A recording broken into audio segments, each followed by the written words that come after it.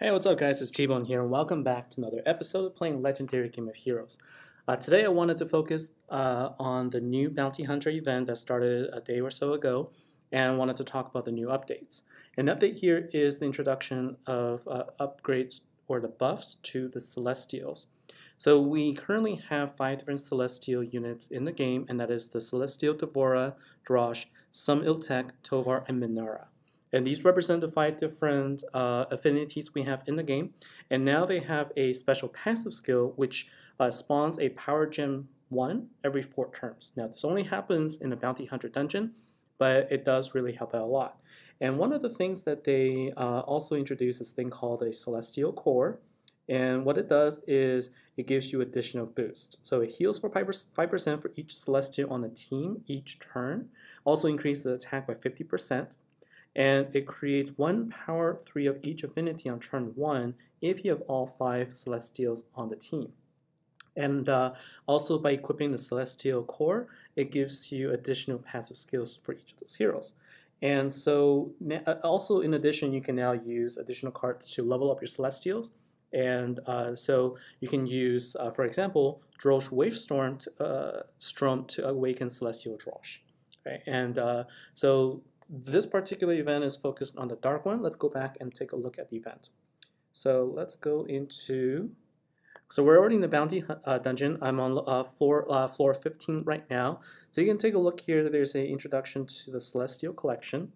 And this is where if you have all 5 of these units at 6 stars, then you can collect the core.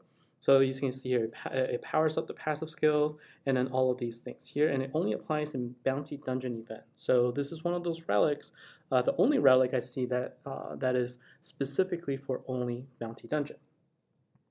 And one of the ways you can get the Celestial units is through the pack, and for this particular pack, you can get the Celestial Devora, and you can also get another card, and that is the, if you take a look here, a Starcatcher Devora, which you can use to level up your Celestial at 6 stars. My expectation is that you'll be able to get them, get different ones in future Bounty Hunters, so that if you don't have them right now, it's an opportunity for you to get them later. Now let's take a look at the bounty rewards before we go into a fight.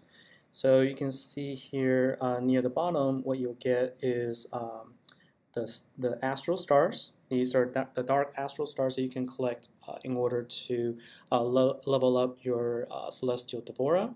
And also the very end one is a Devora the Starborn at 4 stars. So this is a chance to win a card that was hard to get in the beginning, and so I think this is well worth it if you want to give it a try. Also, the update, the buffs to the Celestial units have made the Bounty Hunter events a little easier. So let's go into it. I'm gonna go and request for a Dark Bounty Hunter, and basically borrow the 6-star Almar. And this is my current deck, so I have Ray as my leader.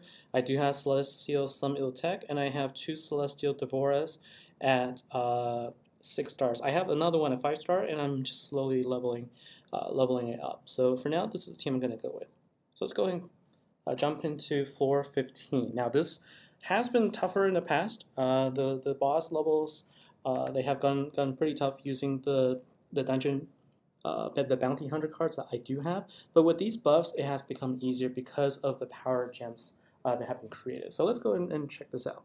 So there's 5 waves in each of these dungeon fights, and because you get additional power 1 gems every 4 turns, you're guaranteed to have another set of them by wave 4 if you're able to finish them each, with 1 shot each. So let's go ahead and do this.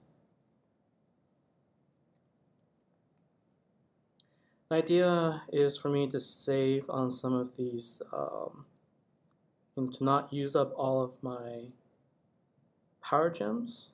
I do want to save them if I can. And so let's go ahead and do this.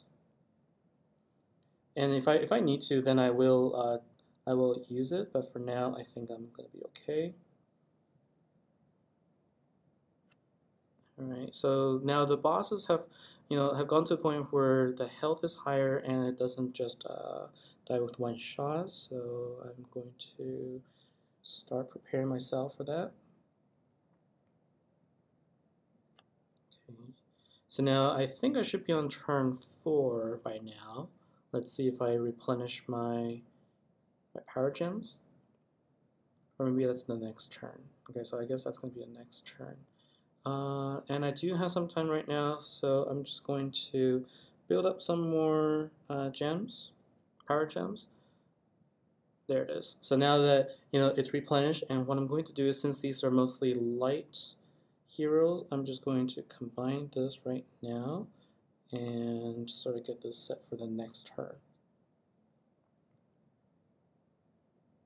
Good. So that's wave 3, and then for wave 4, what I'll do is I will just go ahead and use up all of these additional power gems here,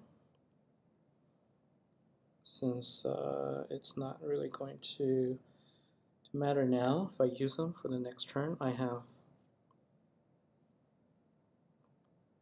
go ahead and do this. So, so 146, it's not really too bad. I'm just going to go ahead and use this, and this should be it.